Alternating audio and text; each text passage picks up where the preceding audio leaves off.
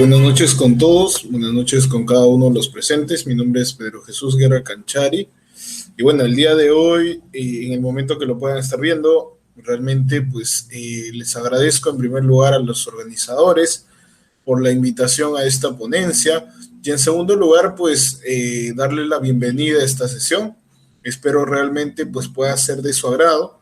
Es un tema muy interesante, un tema bastante amplio, creo que abarca muchísimos sistemas, muchísimas formas de cómo se podría dictar este punto, pero realmente he tratado de resumirlo al máximo y sobre todo poder darle un enfoque bastante sintético y sencillo de comprender para que ustedes se puedan llevar la mayor información posible.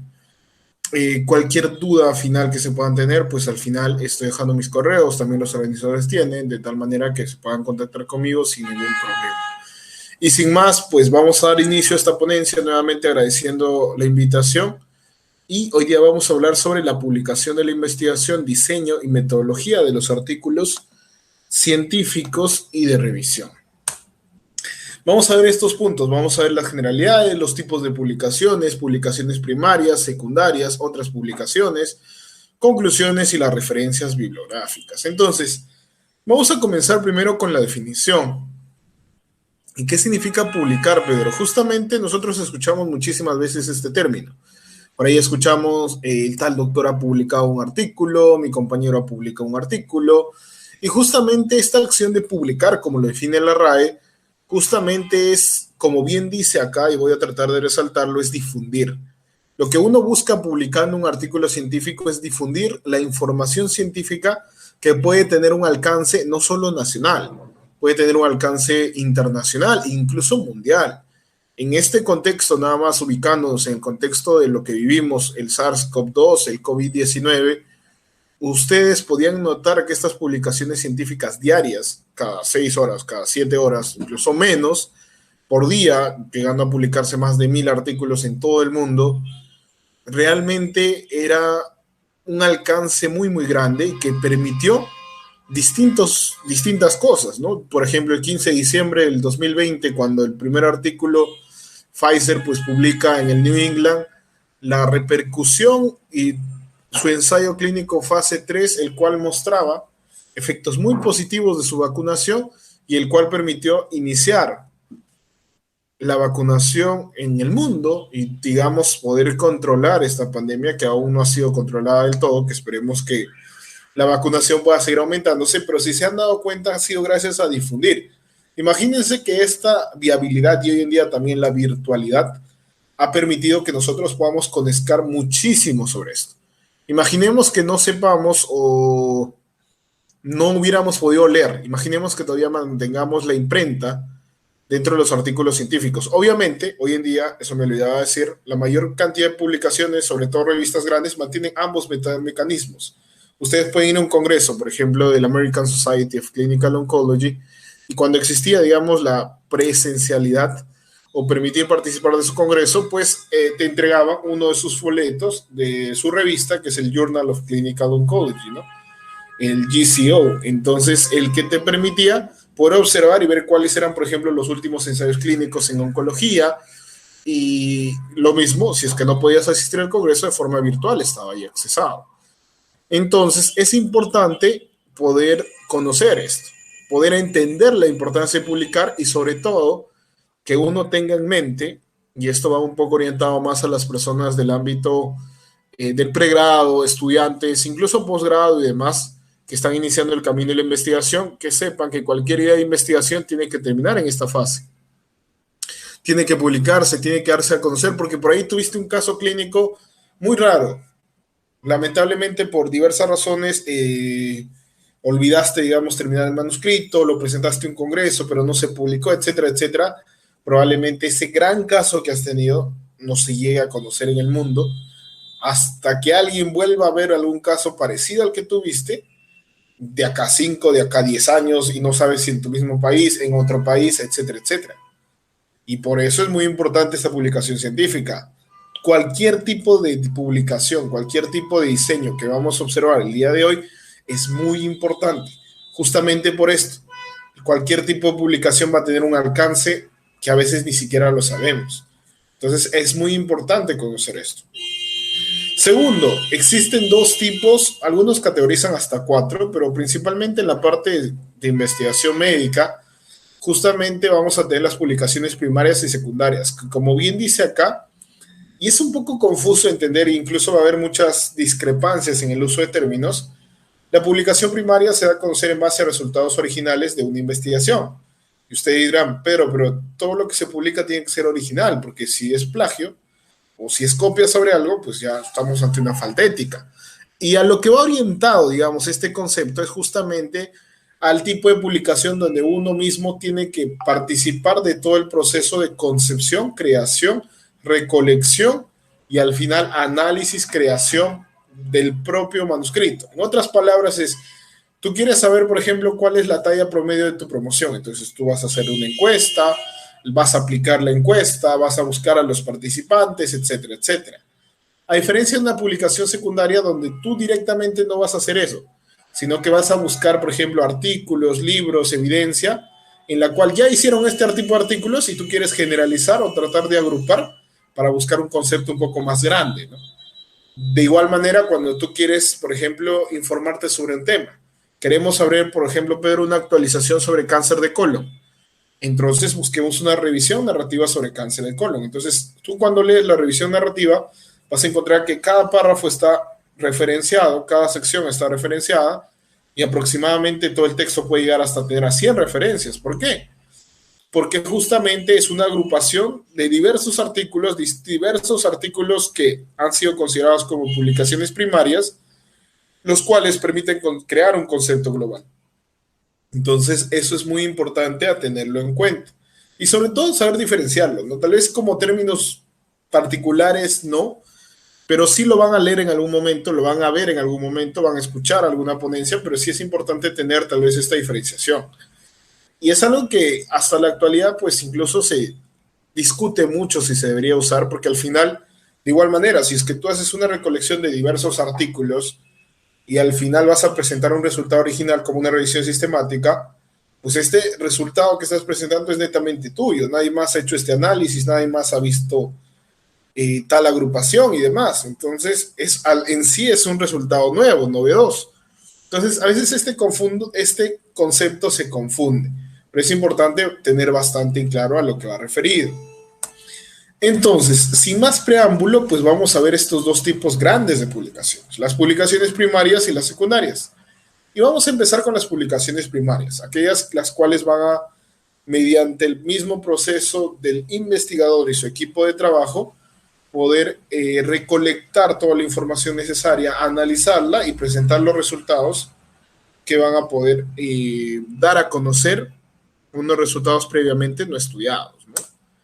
Y el primer tipo de publicación, que ya seguramente ustedes lo conocen, es un reporte de caso. ¿Y por qué un reporte de caso es primario, Pedro? Porque justamente uno como investigador pues tiene que buscar el caso clínico, tiene que redactar el caso clínico, etcétera, etcétera, y tratar, es una información que digamos no se ha reportado. Tú estás reportando el caso de un paciente de tu hospital donde has hecho tu internado y ese paciente nadie más lo ha reportado. Entonces es justamente por eso primario. El reporte de caso tiene las particularidades metodológicas que, digamos, dentro del concepto como tal de metodología y diseño, pues no tiene tanta dificultad, por llamarlo así, en el aspecto de análisis de datos, en el aspecto metodológico en general. ¿Por qué? Porque justamente la función y el deber, como bien se menciona acá, es describir un caso en particular. Y ese caso en particular necesariamente poder observar sus características clínicas, diagnósticas, dependiendo de qué lado tú no lo estás viendo, ¿no? Seguramente ya han visto en las clases de diseños que un reporte de caso pues tiene que ser novedoso no por la enfermedad en sí, sino puede ser, por ejemplo, el método diagnóstico usado, el nuevo tratamiento que se le ha dado, la nueva presentación clínica que ha tenido el paciente, etcétera, etcétera, ¿no? Y que a la par puede acompañar una breve revisión narrativa o incluso hoy en día se vienen haciendo revisiones sistemáticas al respecto, ¿no? Entonces, algo que es muy usual y cuando uno, digamos, quiere encontrar, entre comillas, la fórmula para poder publicar un reporte de caso, pues la guía más esencial es tener una guía CARE. Y la guía Kerr, pues, es una de las alternativas, existen otras guías, es creo que la más difundida, más usada, tiene muchísimas traducciones, ustedes lo encuentran en español fácilmente en internet, y es como un checklist, una lista de chequeo, en la cual uno va viendo si es que, y esto sirve tanto para un revisor, digamos, uno que va a revisar un manuscrito y para un autor. Si es que tú vas a escribir un reporte de caso, usa la guía para que te oriente cómo vas escribiendo. Por ejemplo, las partes y digamos, las secciones que uno va a encontrar en un reporte de casos son tres principalmente. Introducción, descripción del caso o relato del caso, algunos le llaman, y discusión. Si se dan cuenta, y algunos ya han visto otro tipo de artículos, se van a dar cuenta que no existen métodos y no existen resultados.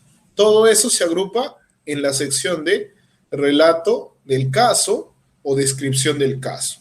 Y justamente esta descripción es netamente descriptiva, netamente, por decirlo así, narrativa, porque uno va narrando qué sucedió con el paciente, cuánto ingresó, qué antecedentes presentabas, cómo se le llegó a diagnosticar, qué procedimiento se le hizo, cómo se le diagnosticó, etcétera, etcétera, y según la secuencia que se menciona.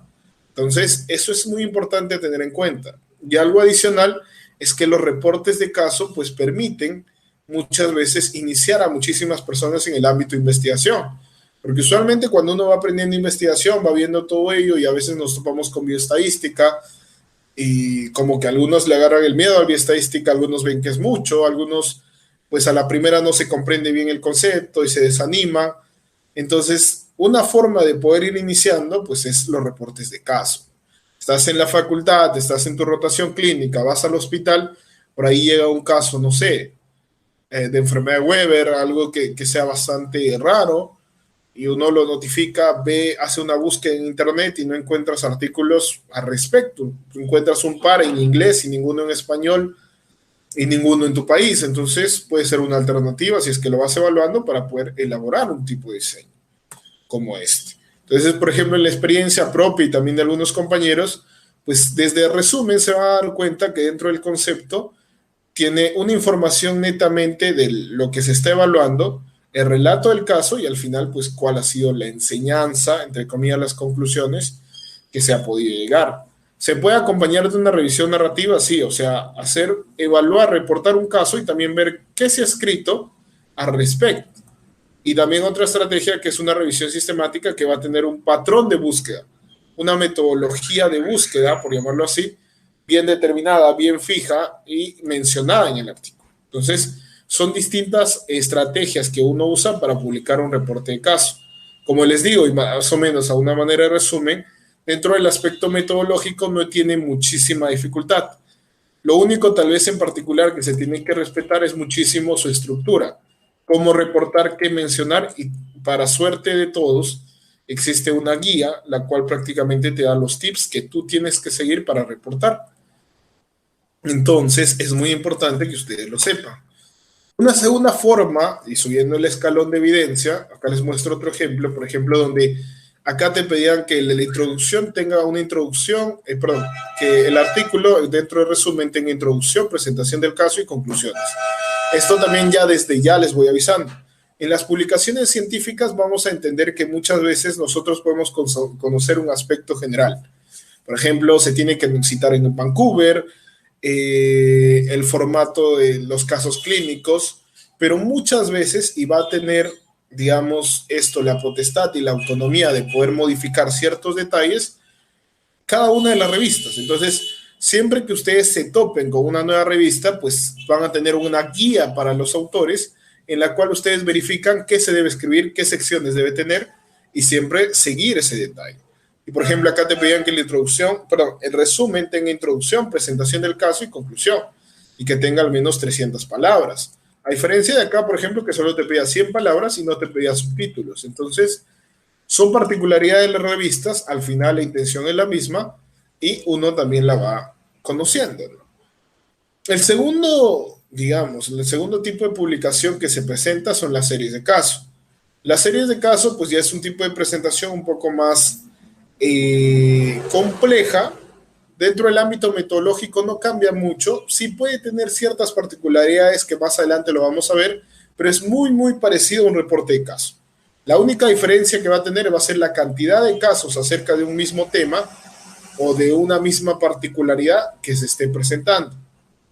Y algo que sí se tiene que tener presente es que acá no existe una guía KER.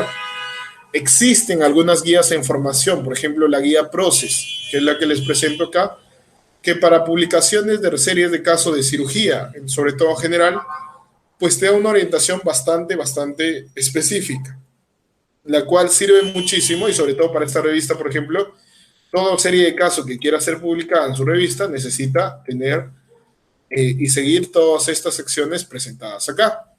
Pero no existe una guía universal o una guía bastante diseminada como la guía KER.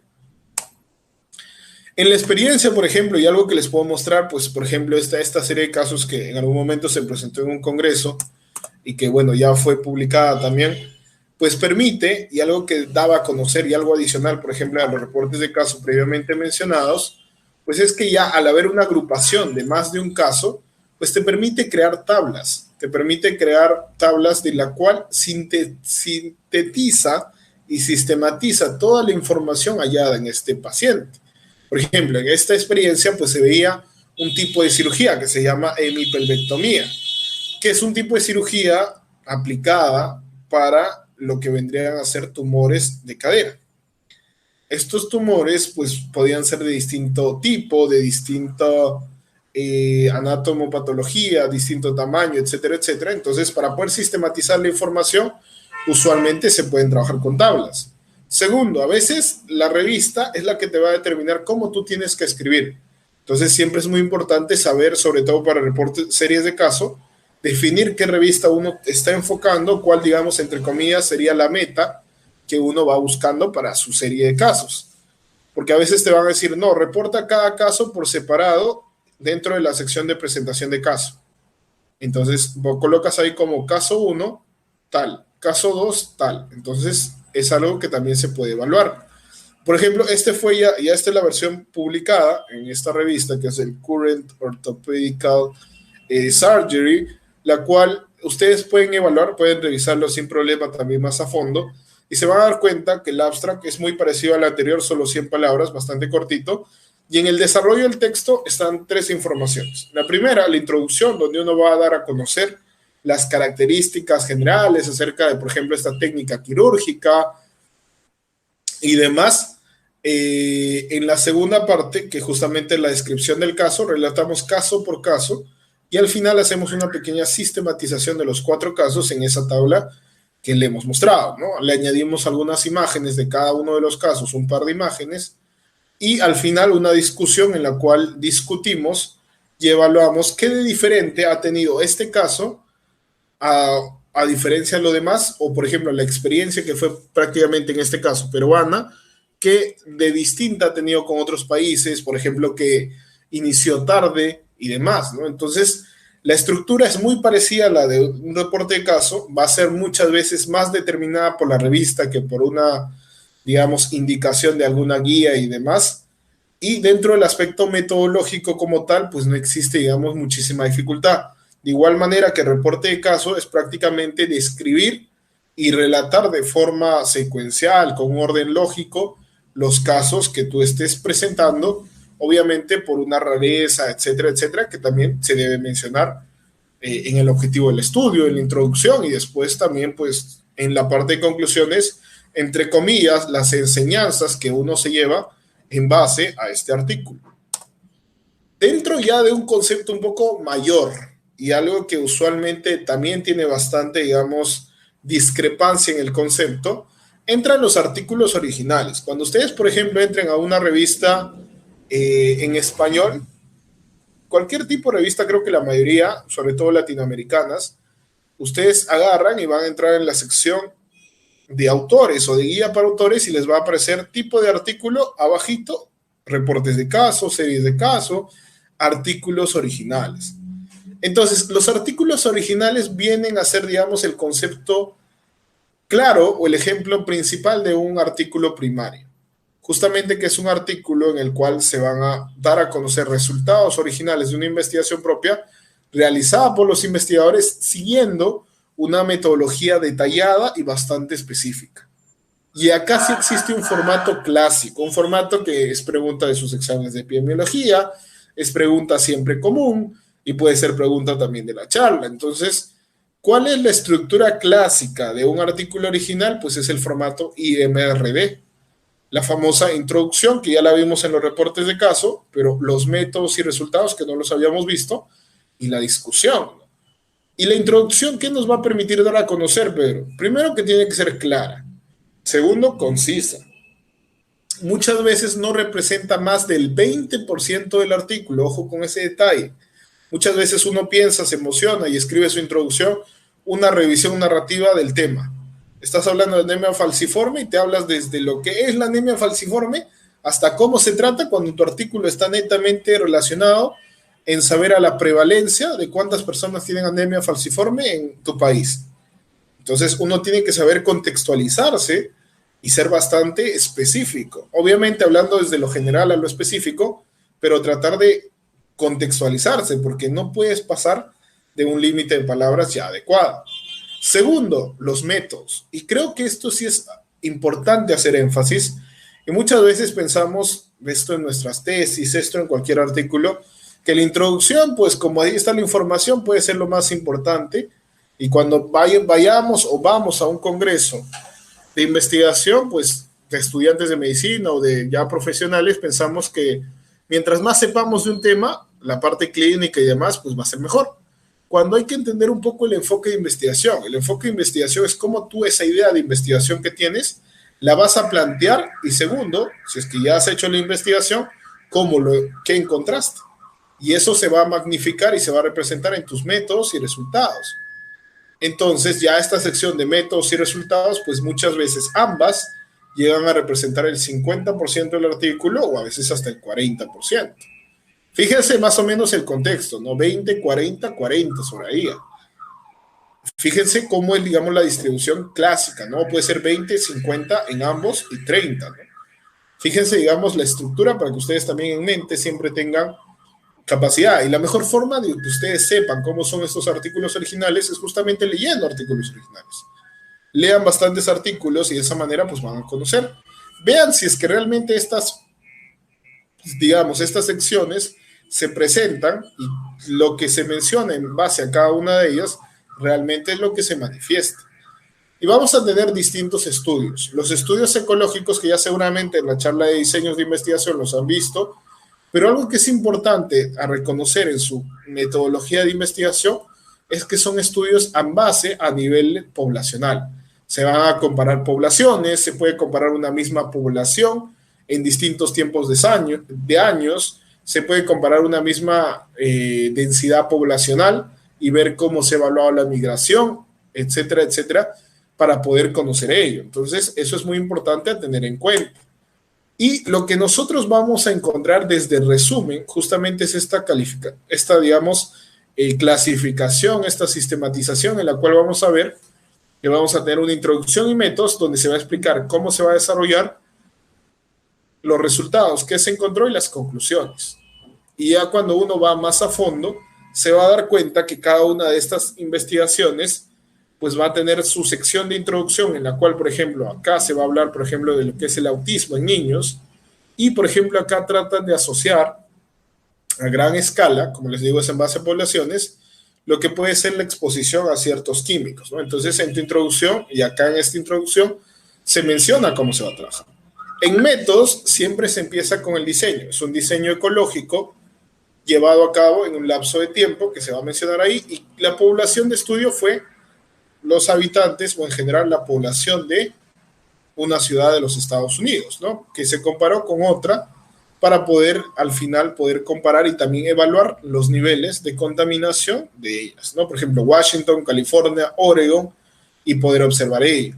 Al final se plantea un análisis que acá es una regresión logística en la cual te va a presentar obviamente el resultado estadístico con su p-valor para poder determinar si es que existe o no un resultado estadísticamente significativo en el cual se va a evaluar. Obviamente, cada una de estas interpretaciones es parte, por ejemplo, de una charla de lectura crítica en la cual sería muy interesante desglosar al máximo cada uno de los artículos y poder ir interpretando cómo se va viendo. Pero la intención de esta charla es justamente darles a conocer un panorama general, que ustedes sepan cuál es la estructura y cómo se manejan estos diseños. Usualmente un artículo original puede tener hasta 2, 3, hasta 5 tablas, y también igual de imágenes puede tener 2, 3, aunque usualmente en los artículos originales no se usan tantas imágenes como a veces en los reportes de caso o en las series de caso, porque digamos, esto no es algo que se podría generalizar a todos, pero como bien dice la palabra, usualmente se trabaja más con las tablas, que es lo que se va a hallar en este caso. Segundo tipo dentro de los estudios originales, que también se publican muchísimo y es algo que es muy llamativo para los estudiantes de medicina también.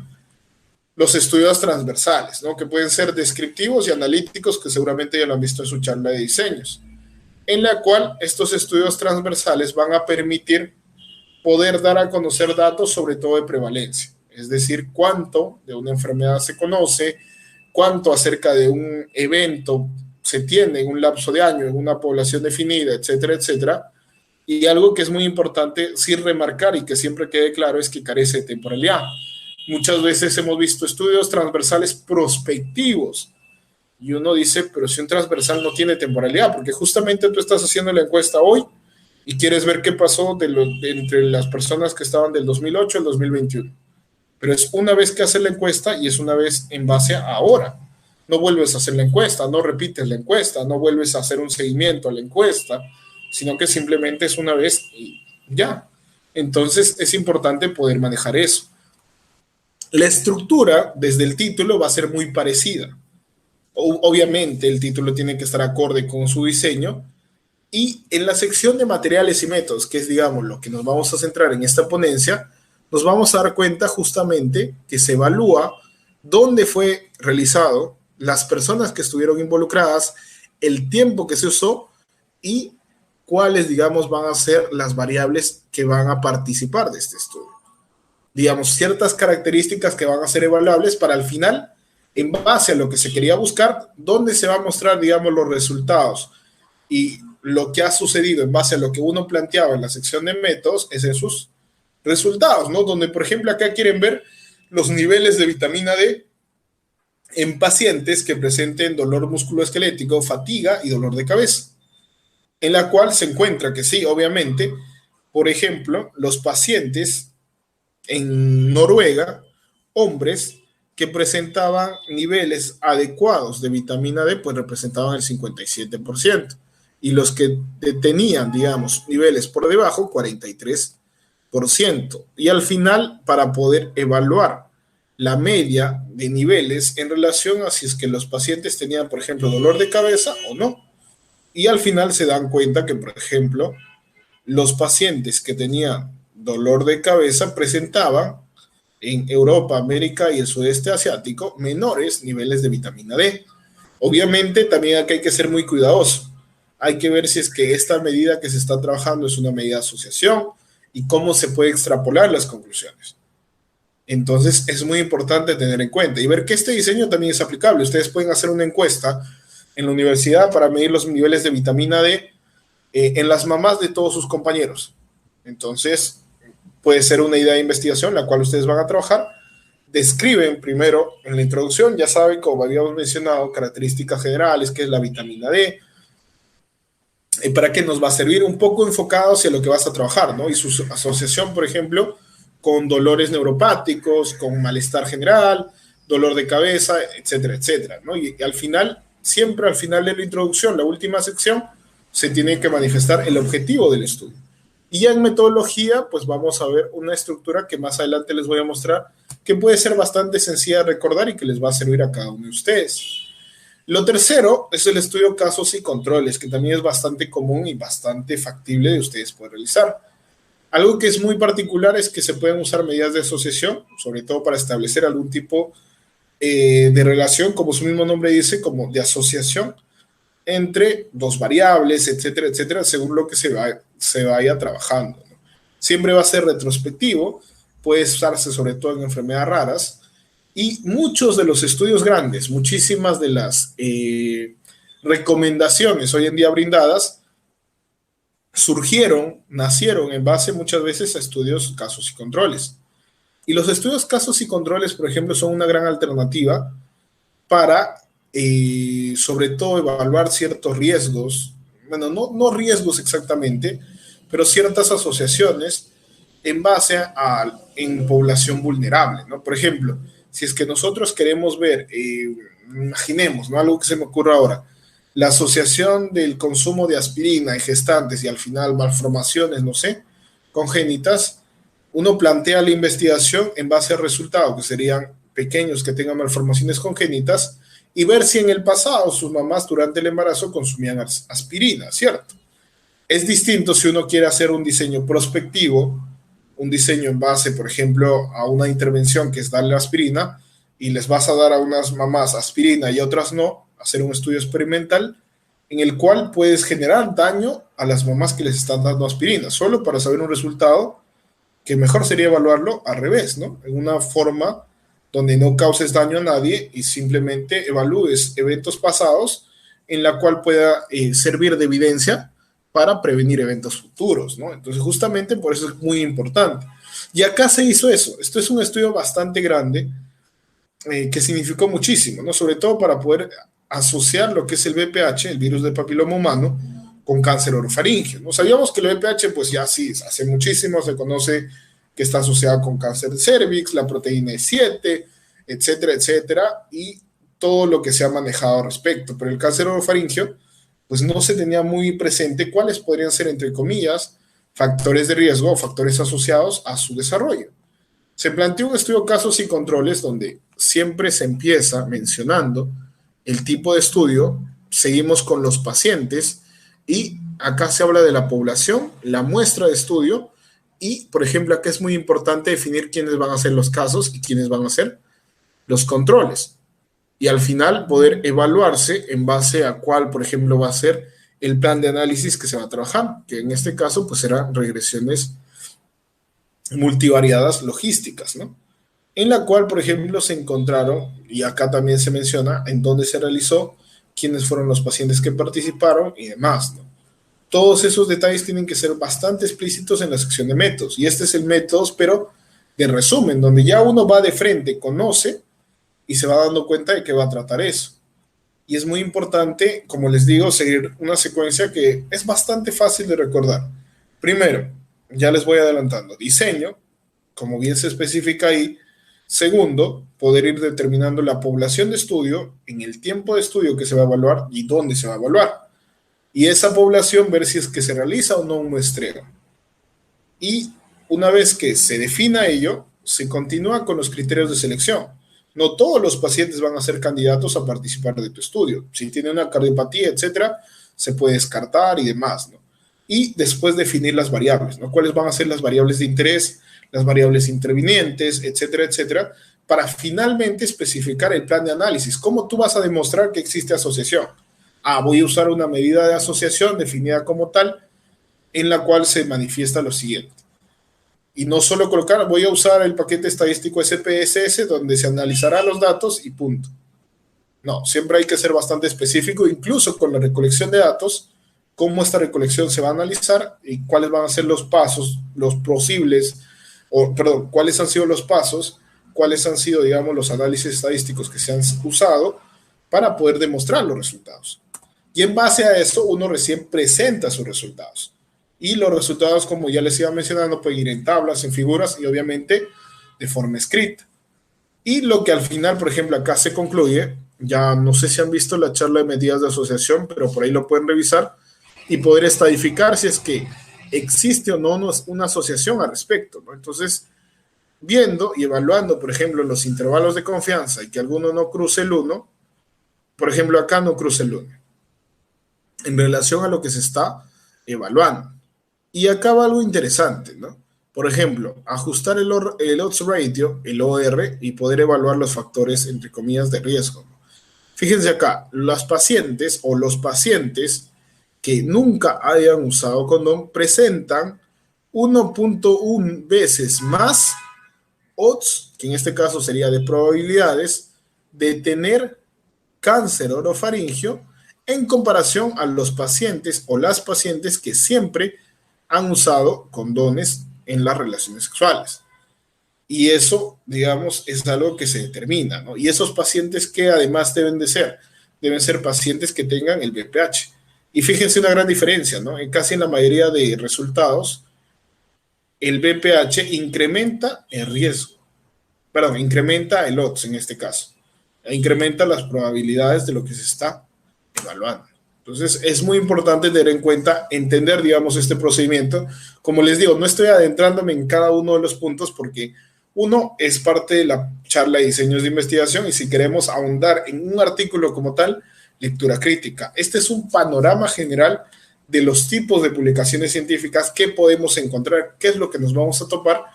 Y yo espero, dos de los objetivos principales de esta charla es, primero, animarlos a que ustedes puedan hacer cualquiera de estos diseños que vamos a ver.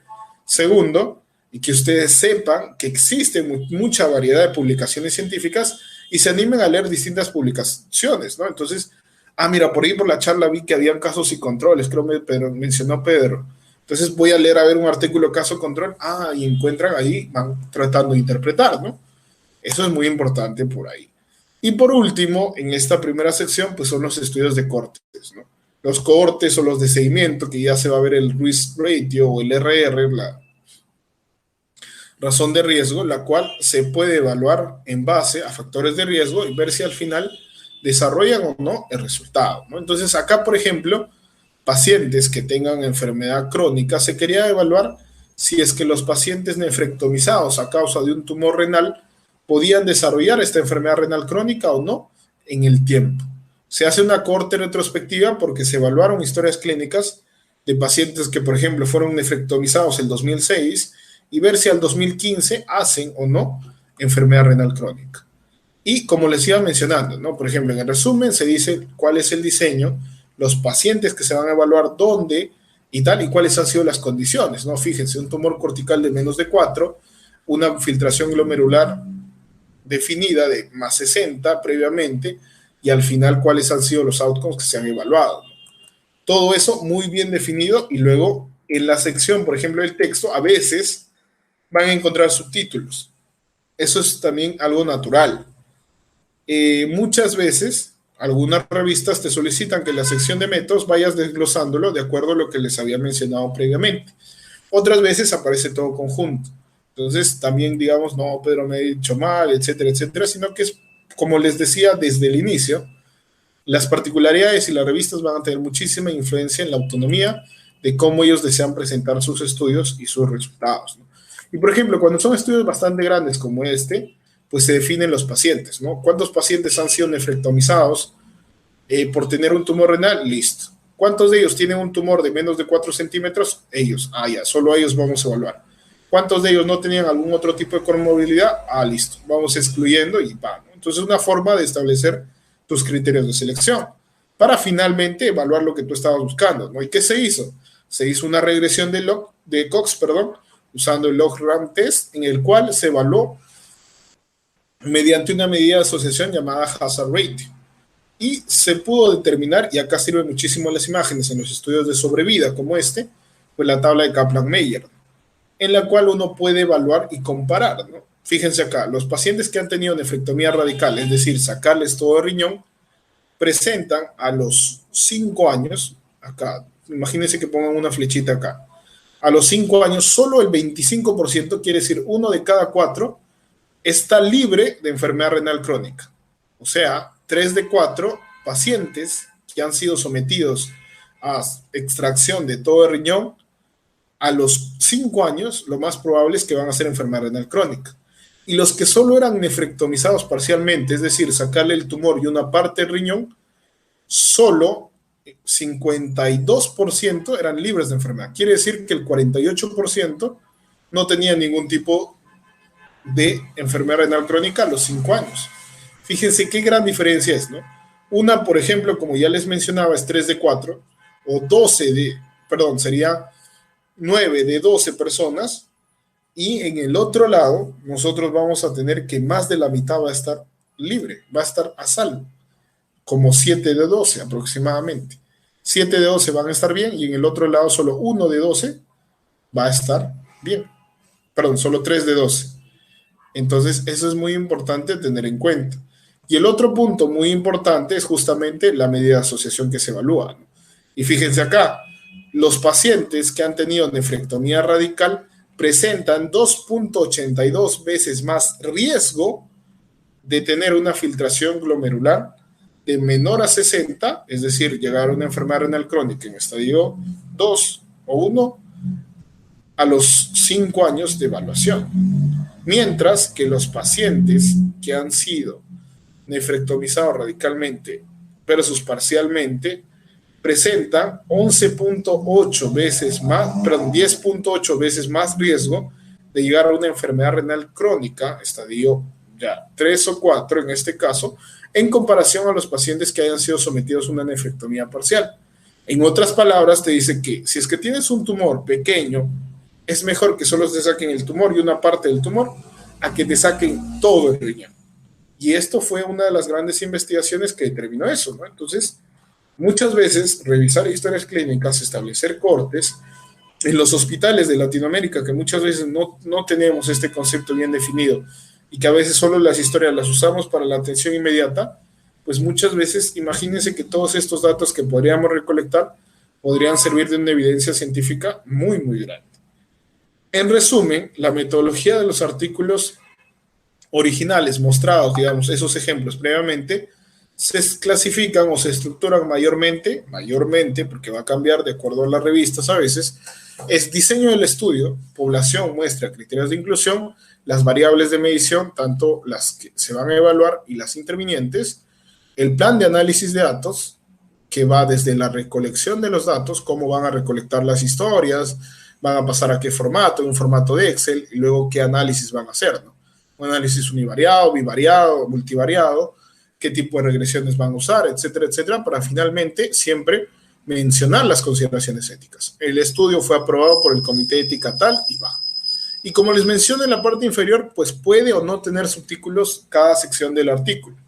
A veces se puede colocar diseño tal, pacientes y se habla de la población, muestra y criterios de selección, variables y tal, pero a veces puede ir de corrido sin ningún problema. Entonces, esos son particulares que pueden tener cada revista.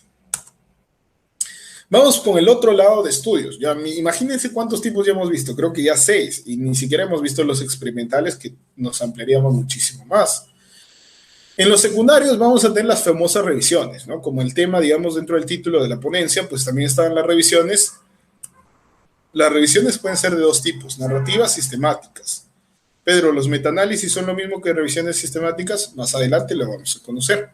Estudios en base a encuestas nacionales, internacionales, o algunos le llaman estudios de bases secundarias, los estudios bibliométricos. Existen muchísimos más, pero les he puesto los 4, entre comillas, más comunes, ¿no?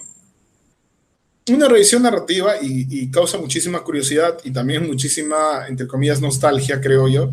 Pues el primer artículo que yo publiqué pues fue el año 2017 y fue una revisión de un tema bastante particular, ¿no? Eran hemangiomas hepáticos gigantes, ¿no? Justamente donde se habló todo esto. La definición o etimología, la epidemiología, la etiopatogénesis, el cuadro clínico, los exámenes auxiliares, diagnóstico, tratamiento, sobrevida y pronóstico. Y uno se pone a pensar y dice, Pedro, eso era lo que en mi clase de fisiopatología o en mi clase de medicina interna mi doctor dictaba. Y sí, o es lo que, Pedro, eso yo lo he visto en el Harrison. Y si se dan cuenta, una revisión narrativa es justamente, como ya les mencionaba al inicio, una agrupación de todos los artículos que se tienen referentes a cada una de estas secciones y tratar de colocarlas para así hacer un mega resumen en base a 100 artículos, y ellos te dan, como entre comillas, como decimos una expresión aquí en Perú, te dan masticadito la información. De esa manera tú ya sabes cuál es lo más importante de cada una de estas secciones y está soportado mediante una evidencia. Una plataforma que tiene revisiones, por ejemplo, es UpToDate. No sé si ustedes la habrán usado, tienen acceso. Es una plataforma en inglés la cual, por ejemplo, tiene ciertas revisiones narrativas, casi todas, de ciertas enfermedades, ¿no?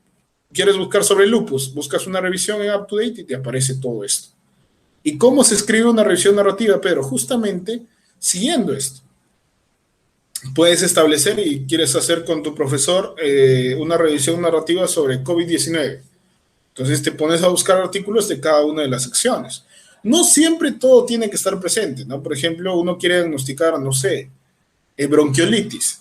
Y la bronquiolitis, pues no necesita radiografía, manda el cuadro clínico, ¿no? Entonces podrías especificar en exámenes auxiliares que no se requiere referencia, tal.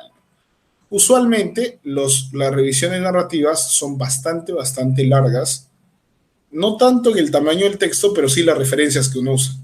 Mientras más consistente sea tu revisión, más grande y mayor cantidad de información vas a usar. Si es que logras sistematizarlo, es decir, hacerlo más corto para que sea más comprensible y que fácil de leer, pues va a servir muchas veces más. Entonces, ese es un gran reto con las revisiones narrativas. ¿Cuál es el problema? Que a veces las grandes revistas no te aceptan una revisión narrativa. ¿Por qué? Porque las grandes revistas usualmente invitan ellos mismos a grandes conocedores del tema. Por ejemplo, el doctor Fauci, el gran investigador del NIH en los Estados Unidos, que ha estado envuelto, digamos, en toda esta sección del COVID y demás, pues él es un gran investigador que se invitaba a muchísimas revisiones en inmunología, ¿no? Muchísimas revisiones de COVID-19 que él también ha participado, etcétera, etcétera. Esto no pasa en todas las revistas, pero ustedes pueden participar. Por ejemplo, la revista CIMMEL acepta revisiones narrativas. Si ustedes están interesados en hacer una revisión sobre un tema, obviamente con un docente y con alguna persona que, digamos, tenga mayor experiencia en el tema en específico que van a hablar, pues sería bueno, lo presentan a la revista y la revista les puede aceptar. Entonces, eso es una estrategia que ustedes tienen. Algo que sí es infalible, es decir, que si ustedes logran desarrollar sus chances de ser aceptado en cualquier revista, y encima revistas grandes, es una revisión sistemática. Y ustedes me dirán, pero Pedro, ¿cómo esta gran diferencia? ¿Cómo una revisión narrativa es difícil que te acepten en grandes revistas y una revisión sistemática busca, revistas grandes buscan revisiones sistemáticas? ¿Por qué? Uno, cuando ustedes vean su pirámide de la evidencia, la revisión sistemática está casi en la punta y la revisión narrativa está casi por debajo o al nivel de los reportes de caso. ¿Por qué? Porque la revisión sistemática justamente se va a encargar de recolectar muchísima información, pero basada en una metodología, desde una estrategia de búsqueda hasta ciertos pasos que tienen que seguir para poder determinar un orden y establecer conclusiones de lo que se ha encontrado. Pedro, yo quiero saber, no sé, si el salbuterol o el salmeterol es mejor para crisis agudas de asma. Entonces, busca todos los ensayos clínicos que se han hecho sobre eso y realiza una revisión sistemática, ¿no? Al final, estableciendo, se te va a salir probablemente que para ciertos resultados, por ejemplo, no sé, mortalidad, es mejor el salbuterol.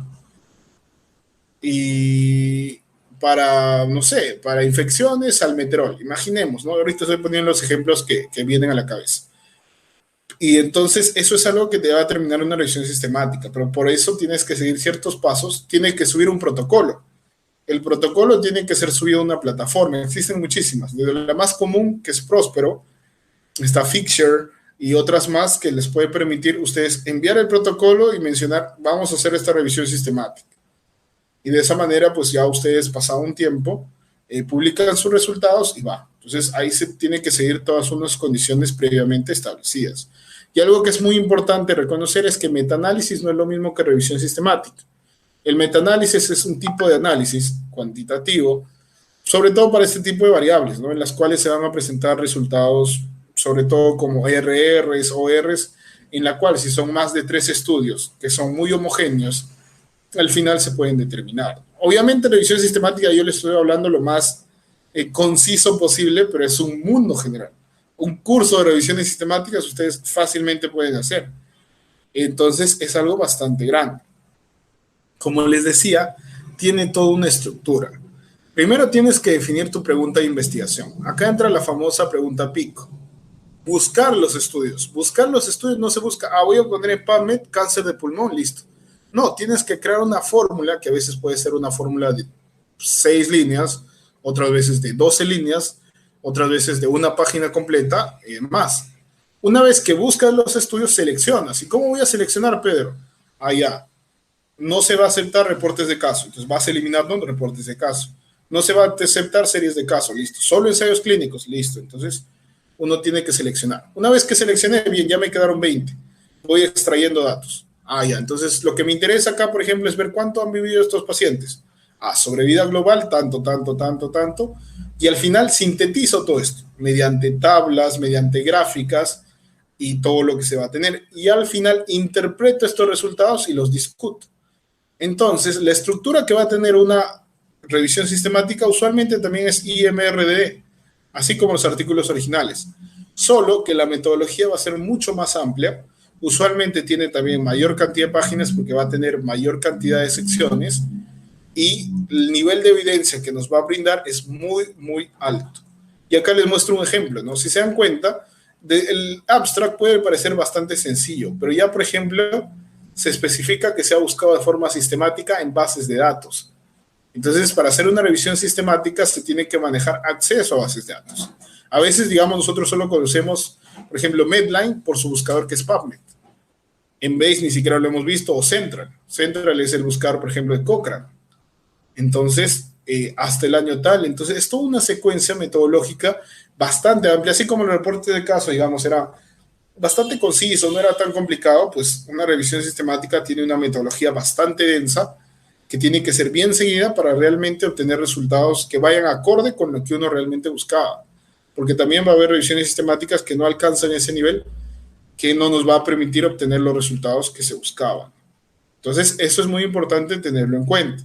Hay un curso de revisiones sistemáticas que se llama Introduction to Systematic Reviews, que está en Coursera. Es una plataforma libre, pero que el certificado creo que sí tiene un costo. Pero ustedes pueden llevar el curso sin certificado de forma gratuita. Segundo, hay un curso en Sociedad Científica de San Fernando. Ustedes lo buscan en el canal de YouTube y van a ver un curso de 14 sesiones sobre revisiones sistemáticas, donde se elaboró el año pasado, que les puede servir para que ustedes desarrollen eso. Y algo que también es muy interesante, he tenido la posibilidad de participar de uno que ya está publicado y hay algunos más en desarrollo, en el cual era, por ejemplo, establecer la mortalidad de leucemia en Latinoamérica. Y justamente esto lo hicimos en base a una base de datos internacional, que es GloboCan, y la base de datos poblacional de la WHO, del World Health Organization, ¿no? O la OMS en español, el cual nos permitió poder establecer que la mortalidad en Latinoamérica, sobre todo en ciertos países, ahí por ejemplo Perú, está en incremento, ¿no? Y sus predicciones para el 2032, perdón, para el 2030 eran bastante, digamos, desfavorables, ¿no? Que iba a seguir creciendo. Obviamente muchas veces no se le toma como, entre comillas, relevante porque no tiene tanta densidad a comparación, por ejemplo, del cáncer de estómago, pero si solo lo enfocamos a población pediátrica, nos vamos a dar cuenta que es muy alto. La leucemia en población pediátrica es bastante incidente y tiene una mortalidad que todavía no se reduce. Entonces, eso es muy interesante. Y nosotros lo hicimos en base a bases de datos en Internet. No necesitamos, por ejemplo, buscar algún hospital, no. Simplemente eran bases abiertas que ellos reportaban como una conglomeración que cada estado reporta anualmente. Y en base a eso se hizo un análisis, se generó algunas gráficas y al final se estableció las conclusiones que les mencionaba, ¿no? O también pueden usar encuestas libres. En Perú existe una encuesta que se llama el ENDES y también está en Su Salud, etcétera, etcétera, las cuales son encuestas poblacionales de diversos datos. Algunos son datos demográficos y dentro de esos datos demográficos se preguntan algunas preguntas adicionales, por ejemplo, sobre la salud. Anemia, se hace descarte, por ejemplo, de algunas secciones y se va conociendo las respuestas. Y toda esa información está libre en Internet. Entonces pueden venir unos investigadores, descargar toda esa información, analizar y determinar una pregunta de investigación en base a esa data. Entonces ese también es un tipo de artículo que se puede desarrollar. En pocas palabras, la mayoría de artículos secundarios ustedes necesitan una una computadora, su conexión a Internet y nada más. Y una cita para que se sienten y hagan. Entonces es algo bastante factible, ¿no? Los estudios bibliométricos. Los estudios bibliométricos, como su nombre dice, pues son métricas, son numeraciones, evaluaciones acerca de información bibliográfica. Quiero saber cuánto se ha producido, cuántos artículos se han escrito sobre diabetes en el Perú. Se hizo un estudio bibliométrico en el 2017, donde se encontró que diabetes se escribe en el Perú desde 96 y que para el 2015 ha ido creciendo. Entonces, eso se ha podido obtener, ¿no? Se ha visto cuántos de esos artículos eran originales, no originales, en inglés, en español, cuántas instituciones peruanas, cuál es la institución que más ha producido, que en este caso, por ejemplo, es la Universidad Peruana Cayetano Heredia, hospitales que están relacionados, el Ministerio de Salud, etcétera, etcétera, y todo esto mediante un estudio, ¿no? Que justamente simplemente ellos han recolectado toda la información de cuánto se ha publicado, también se elabora una estrategia de búsqueda, como las revisiones sistemáticas, se busca en bases de datos, en este caso usaron Scopus, y al final determinaron, hicieron un análisis, midiendo, elaborando gráficas de la producción, comparando los estudios originales con los no originales y viendo si es que había alguna diferencia significativa y viendo, por ejemplo, las instituciones que han tenido mayor intervención dentro de estas publicaciones, ¿no? Usando una plataforma que es el Boss Viewer, ¿no?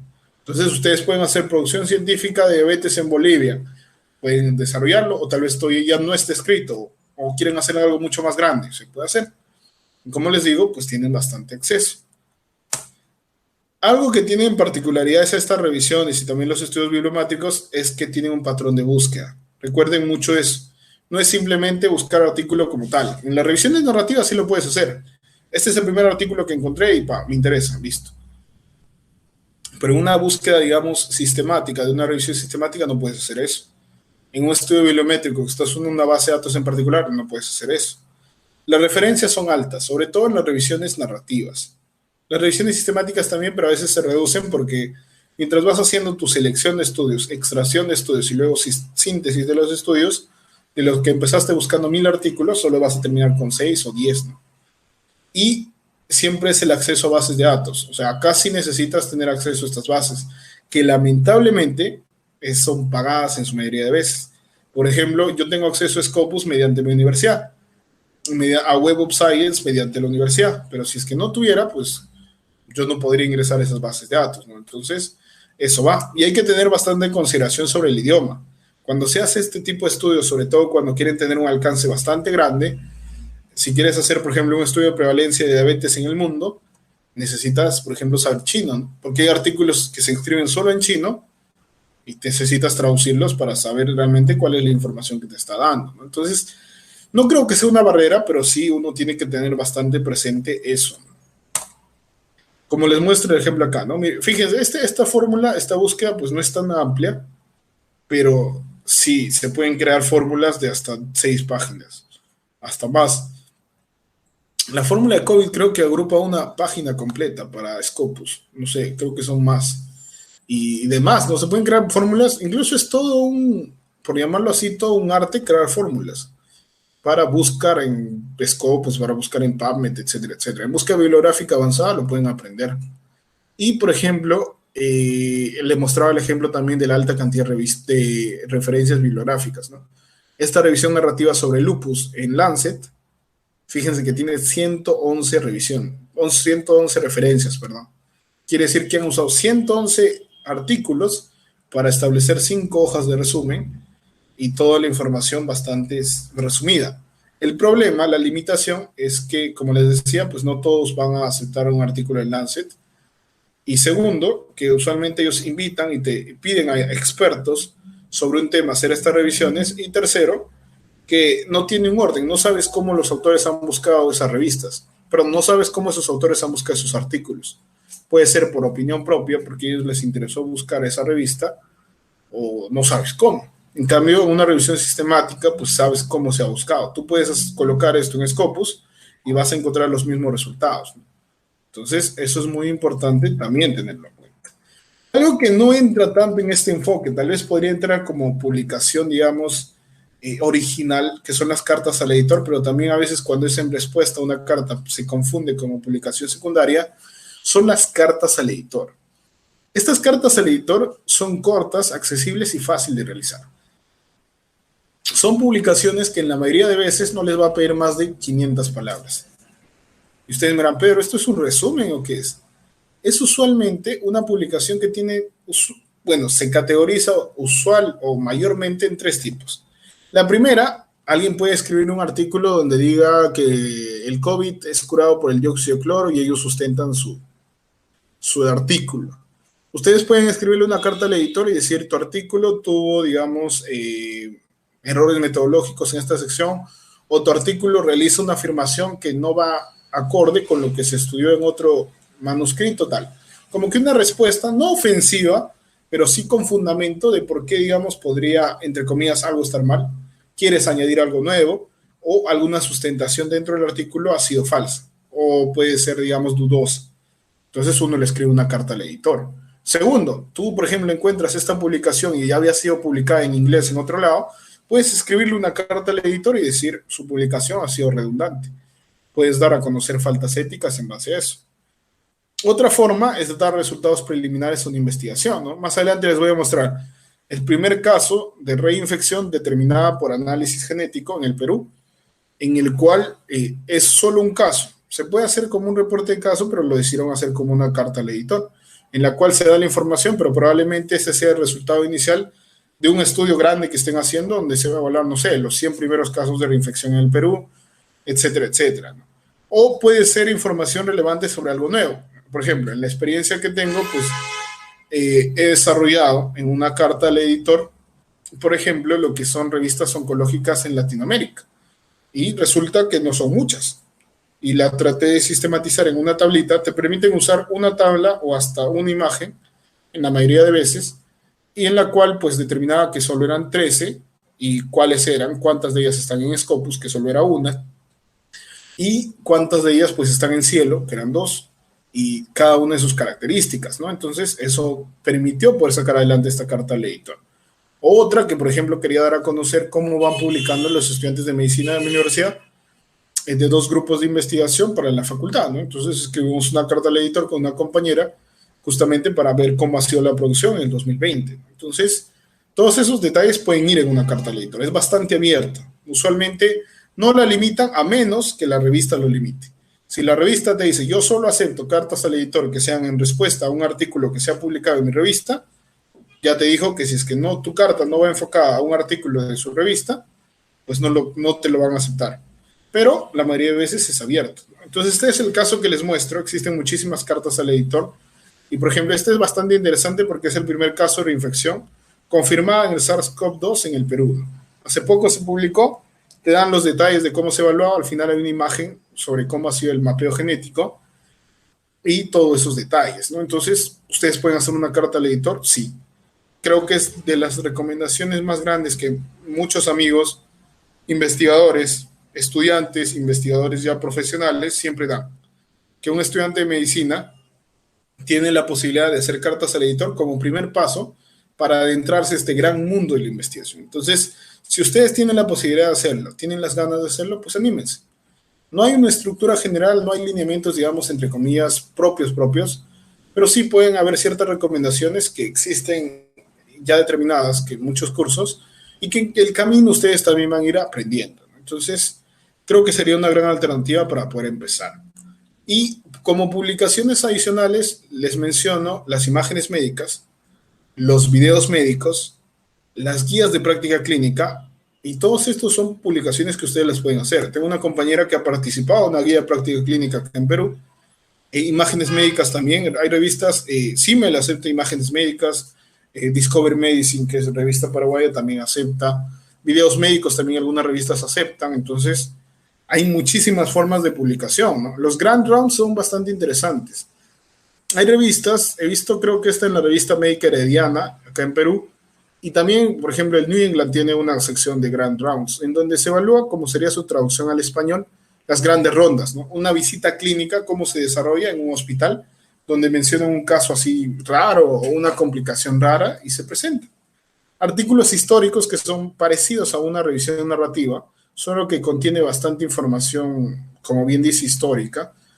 Y las editoriales. Si ustedes son parte de un comité editorial o quieren escribir una editorial para una revista, pues también lo pueden hacer.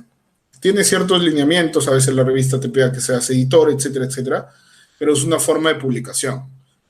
Entonces, como conclusiones de esta ponencia, pues les puedo decir que la publicación científica es el medio por el cual se difunden las investigaciones y pueden tener un alcance nacional, regional o mundial.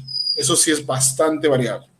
¿De qué va a depender? De muchas veces las indizaciones, la revista, tu propio artículo, la información de tu artículo. Entonces, es muy variable. Segundo, existen diversas formas de publicaciones. Creo que con las incluidas las adicionales son más de 20 y cada vez van a ir naciendo más probablemente, pero es importante que por algo iniciemos. Si tienes la posibilidad de hacer una carta al editor, adelante. Si tienes un caso clínico por ahí interesante, adelante. Si le tomaste foto a un tumor grandazo y quieres reportarlo, adelante. Obviamente, nunca se olviden de las consideraciones éticas, consentimientos informados, para encuestas, su comité de ética, la validación de sus instrumentos, etcétera, etcétera, que son importantes para poder desarrollar una investigación de calidad con lineamientos éticos correctos y sobre todo que sea una investigación, por más pequeña que les parezca, pues que sea correcta, éticamente correcta y que tenga todos los lineamientos y la estructura con una buena metodología detallada de lo que se ha desarrollado, lo que se ha logrado obtener y sus conclusiones. Por último, el aprendizaje de estos diseños se puede dar aplicando y creando artículos desde el pregrado. La mejor manera que ustedes aprendan cada uno de estos diseños no es leyéndose todo el Gordis, todo Epidemio. Obviamente tienes que conocer bien la parte teórica, hacer mucha lectura crítica, leer muchísimos artículos y ir practicando, pero sobre todo es que ya llega un punto donde tú mismo trata de hacerlo. Únete a un grupo de investigación, participa de pasantías de investigación, ve aprendiendo y siempre uno va aprendiendo. Creo que nunca hay forma donde uno diga, ya aprendí todo esto, y esto es en medicina y también en investigación. Así que espero que les haya servido la ponencia. Si tuvieran alguna duda, no sé si les puse acá, voy a tratar de colocarlo para que digamos que presente.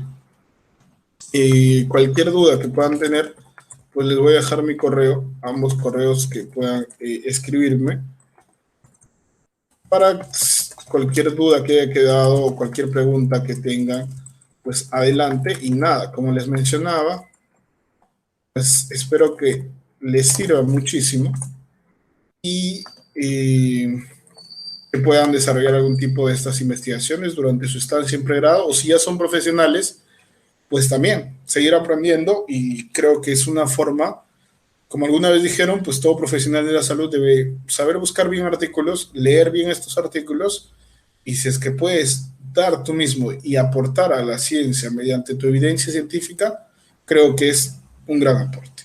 Eso sería todo de mi parte. Muchísimas gracias. Con eso me despido y hasta otra oportunidad con cada uno de ustedes.